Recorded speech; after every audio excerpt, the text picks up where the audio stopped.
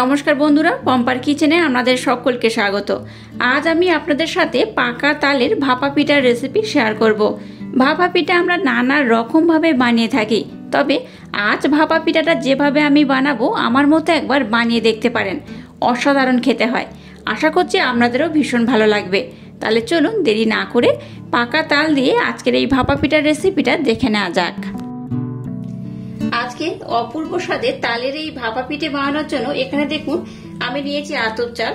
আতপ চাল এখানে আমি ভিজিয়ে নিয়েছিলাম 2 ঘন্টা আগে। সেটাকে কিন্তু ফ্যানের তলায় একটু হালকা করে আমি শুকিয়ে নিয়েছি, জলটাকে ঝরিয়ে নিয়ে। দেখুন দেখতেই পাচ্ছেন, রোদে দিলে শুকনো হলে যেমন হয় সেরকম করলে হবে না, ফ্যানের তলায় বা রুম টেম্পারেচারে রেখে নর্মাল এটাকে একটু শুকিয়ে নিতে হবে। তো দেখুন এখানে আমি এই বাটির মাপ করে হাফ বাটি নিয়েছি। এই হাফ বাটি আতপ চাল হলেই কিন্তু আজকের এই ভাপা পিঠাটা রেডি হয়ে যাবে। আচ্ছা, এই চালটাকে এবার আমি ব্লেন্ড করে নেব। 90% ব্লেন্ড করলে যেমন হয় সেইভাবে ব্লেন্ড করব। 80 বা 85 নয়, 90%-এর উপরে ব্লেন্ড করলে যেমন হয় সেইভাবে এটাকে আমি খুব সুন্দর করে ব্লেন্ড করে নেব। চালটাকে দেখুন আমি কিন্তু খুব ভালোভাবে ব্লেন্ড করে নিয়েছি। 90% ব্লেন্ড করলে যেমন হয় ঠিক সেইভাবে কিন্তু এটাকে আমি ব্লেন্ড করে নিয়েছি। এর মধ্যে এই চামচে 3 চামচ দিয়ে দেবো ব্লেন্ড করে রাখা মিছরি।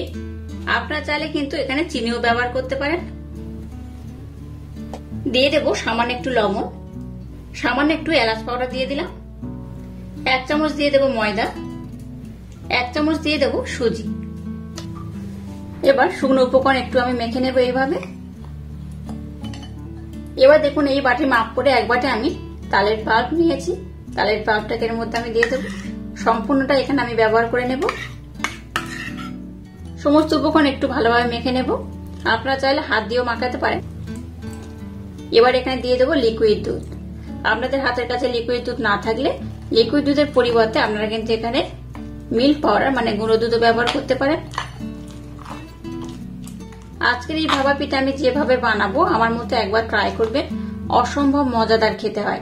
একবার খেলে দেখবেন বাচ্চা থেকে বড় সবাই কিন্তু আপনাকে বারবার বানানোর জন্য রিকোয়েস্ট করবে। আচ্ছা, এখানে যেহেতু আমি সুজি ব্যবহার করেছি তাই এটাকে কিন্তু আমি 5 মিনিটের জন্য রেস্টে রেখে দেবো।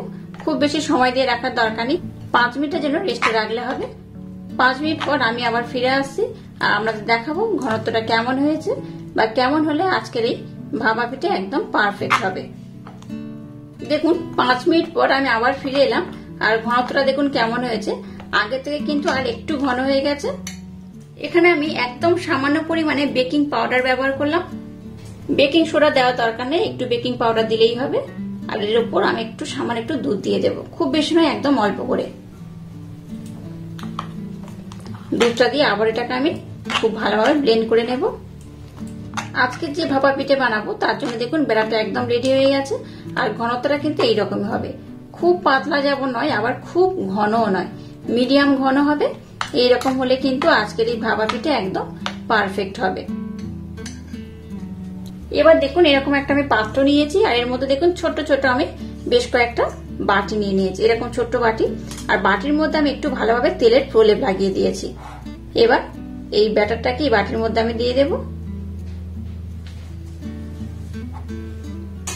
সম্পূর্ণ ব্যাটারটাকে সবগুলো বাটির মধ্যে আমি সমান ভাগ করে দিয়ে দেব। দেখুন এরকম ছোট বাটিগুলোকে আমি সমান মাপে কিন্তু দিয়ে দিয়েছি আর একটু খালি রেখেছি যেহেতু এগুলো ফুলে যাবে। এবার এগুলোকে একটু এইভাবে ট্যাপ করে নেব। দেখুন সবগুলোকে আমি খুব সুন্দর করে ট্যাপ করে নিয়েছি। এবার এটাকে আমি ডেকোরেশন করে দেব। এবার একটু আমি চেরি ফল নিয়েছি, চেরি ফলটাকে এইভাবে মাঝখানে আমি বসিয়ে দেব। আপনারা আপনাদের মনের মতো করে কিন্তু এটাকে ডেকোরেশন করতে পারেন। এইভাবে দিলে কি হবে, দেখতে কিন্তু খুব সুন্দর লাগবে। এবার নিয়েছি নারকেল কুড়োনো। এই নারকেল কুড়োনোটাকে উপর থেকে একটু এইভাবে আমি ছড়িয়ে দেব। দিলে কি হবে, আরো সুন্দর দেখতে লাগছে। দেখতেই পাচ্ছেন কত অপূর্ব দেখতে লাগছে। আপনারা কিন্তু আপনাদের মনের মতো করে এটাকে ডেকোরেশন করতে পারেন। আমি এইভাবে একটু ডেকোরেশন করে দেব। দেখুন এটাকে আমি খুব সুন্দর করে ডেকোরেশন করে নিয়েছি আর কত সুন্দর দেখতে হয়েছে দেখুন। আপনারা কিন্তু আপনাদের মনের মতো করে এটাকে ডেকোরেশন করতে পারেন। এবার দেখুন গ্যাসটা জ্বেলে দিয়ে একটা কড়া বসিয়ে কড়ার মধ্যে জল দিয়ে দিয়েছি আর জলটাকে মিডিয়াম গরম করেছি। এবার এই পাত্রটাকে আমি কড়ার মধ্যে বসিয়ে দেব। এবার গ্যাসের ফ্লেমটাকে প্রথমে 5 মিনিটের জন্য হাই দেব। 5 মিনিট পর একদম লো করে এটাকে আমি খুব সুন্দর করে বানিয়ে নেব। এটা হয়ে যাওয়ার পর আমি আপনাদের বলে দেবো এটা হতে কত সময় লাগলো। আর এটাকে আমি ঢাকা দিয়ে খুব সুন্দর করে বানিয়ে নেব। 20 মিনিট পর আমি আপনাদের দেখাচ্ছি। দেখুন ভাপা পিঠেগুলো কতটা সুন্দর হয়েছে। একটা এরকম আমি বড় স্টিক নিয়েছি, এটার মাধ্যমে আমি আপনাদের দেখাচ্ছি। দেখুন স্টিকের গায়ে কিন্তু কিচ্ছু লেগে নেই। যদি কিছু লেগে না থাকে তাহলে বুঝবেন এটা কিন্তু খুব ভালোভাবে হয়ে গেছে। এই দেখুন, দেখলেন তো কত সুন্দরভাবে হয়ে গেছে। স্টিকের গায়ে কিন্তু একদম পরিষ্কার, কিছু লেগে নেই। এবার প্রথমে এগুলোকে আমি একটু ঠান্ডা করে নেব, তারপর উঠিয়ে আমি আপনাদের দেখাচ্ছি এটা কত সুন্দর হয়েছে।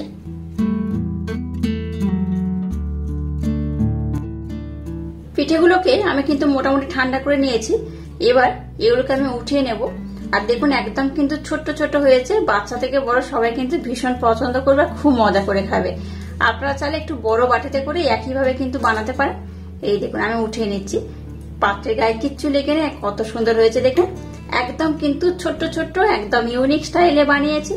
আশা করছি আপনাদের ভীষণ ভালো লাগবে। সবগুলোকে আমি উঠিয়ে নেবো এইভাবে। খুব গরম অবস্থায় এটাকে ওঠাতে যাবেন না, তাহলে কিন্তু এটা ভেঙে যেতে পারে। তাই এইভাবে একটু ঠান্ডা হলে তারপর আস্তে আস্তে ওঠাবেন, দেখবেন খুব সুন্দরভাবে উঠে যাবে।